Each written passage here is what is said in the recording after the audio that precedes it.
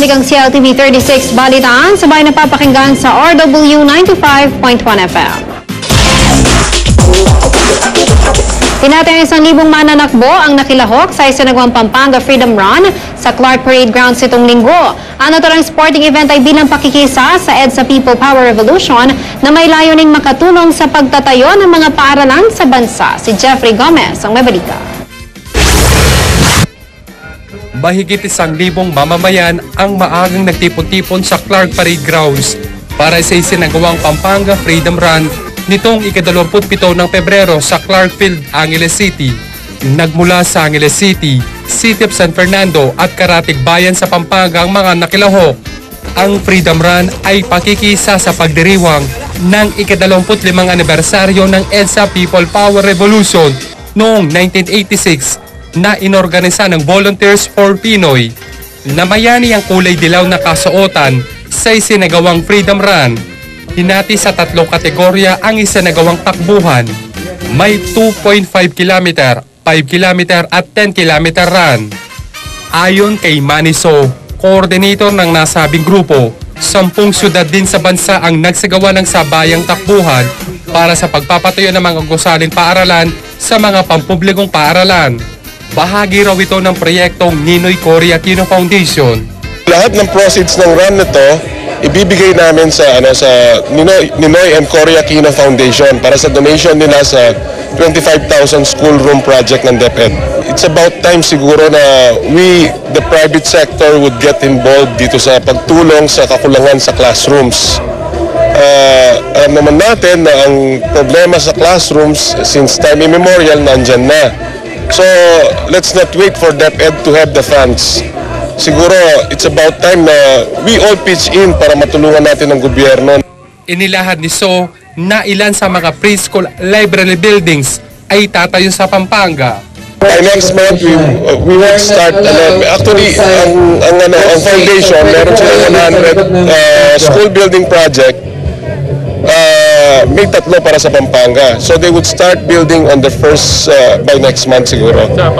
Sa Pampanga. Excited ang lahat ng kalahok sa takbuhan na ilang minutong nag-warm up kasabay ng pulutong ng PNP trainees.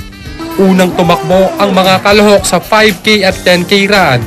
Kabilang sa mga kalahok sa 10K run ang mga dayuhang Kenyan, mga pulis, mga lokal na opisyal. Kabilang din sa mga lumahok ang Deputy General Manager ng CLTV 36 na si Virgilio Billy San Juan. Sumunod naman ang 2.5K run kung saan kabilang ang mga tsikiting. Kabilang si Willie Gozun kasama ang kanyang pamilya at si AC Vera ng Kabalen Mountain Bikers. We joined it to donate, parang nag-donate ka na rin. So nag-exercise ka tapos nakapag-donate ka pa sa pag-build ng mga classrooms for this Freedom Run. It makes me proud. Tapos buong team namin, Kabalen Mountain Bikers kami. So nag-join kami lahat para sa endeavor ng Pampanga Run. Labis ang tuwa ng mga tsikiting na sina Jose Sembilio, 12 taong gulang, at magpinsang sina Marcos Evan Cruz, 4 na taong gulang at Abby Cruz, 8 taong gulang. Gusto kong bumayat. Masarap po, masarap. Masarap yung pakiramdam. Tumakbo ako po, tapos umiyak ako, tapos gusto ko pahabulin si Ate Abby, tapos tumatakbo na ako mabilis, tapos tapos winner ako. Masaya. Ano pa? Mabilis ako tumakbo. Inabangan din ng lahat ang huling runners na makakarating sa finish line, lalo na mga kalahok sa 10K run. Kabilang dito si John Cruz ng Kabalen Mountain Bikers. Siyempre, happy. Hindi, masaya kasi hindi ko isipin na kaya ko yung 10K. Nung first na nagkaya ko, 3K lang talaga. Ngayon, 10K na. Next, 21 naman na. Tumakbo ako ng 10K ngayon to build classrooms nationwide. Pinakahuling kalahok na dumating sa finish line si Eduardo Calma, 61 taong gulang, nakasabay ng ambulansya at marshal. Masaya lang po ako sa ginagawa nito. Araw-araw, nagja-jogging ako. Wala akong maramdam sa pagod. Masaya lang ako. Masaya. Pinarangalan naman ng mga organizer sa mga runner na nanguna sa 2.5K, 5K at 10K run. kasama si cameraman Fordes Guerra. Ako si Jeffrey Gomez nag-uulat para sa CLTV 36 Balitaan.